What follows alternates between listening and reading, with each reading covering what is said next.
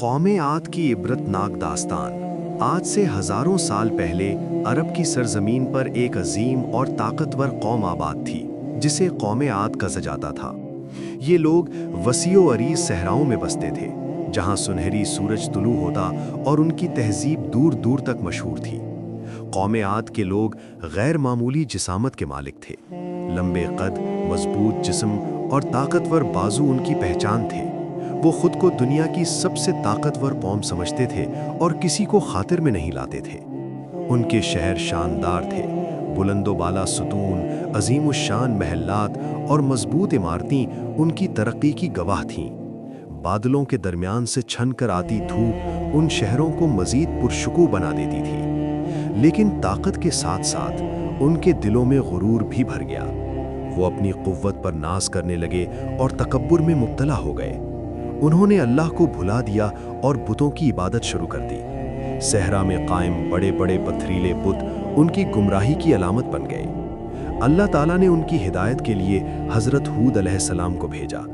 حضرت ہود علیہ السلام نہایت وقار اور نرمی کے ساتھ لوگوں کو توحید، عاجزی اور اللہ کی عبادت کی دعوت دیتے رہے۔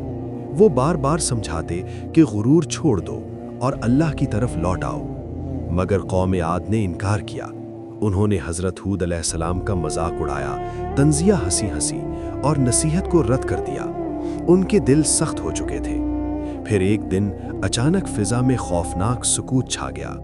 آسمان پر سیاہ بادل منڈلانے لگے اور ہوا میں ایک پراسرار خوف محسوس ہونے لگا۔ اچانک شدید اور سرد آندھی چل پڑی۔ طاقتور ریتلی طوفان نے ان کے شہروں کو اپنی لپیٹ میں لے لیا۔ جو لوگ اپنی طاقت پر ناز کرتے تھے وہی آندھی کے سامنے بے بس ہو گئے۔ عمارتیں گرتی گئیں، ستون زمین بوس ہو گئے اور شہر تباہی کا منظر پیش کرنے لگے۔ لیکن حضرت ہود اور وہ لوگ جو ایمان لائے تھے اللہ کے حکم سے محفوظ رہے۔ آندھی تھم گئی اور امید کی نرم روشنی ظاہر ہوئی۔ آخر کار قوم عاد تاریخ کی ایک عبرت بن گئی۔ ان کے شاندار شہر ویران ہو گئے، ستون ریت میں دب گئے اور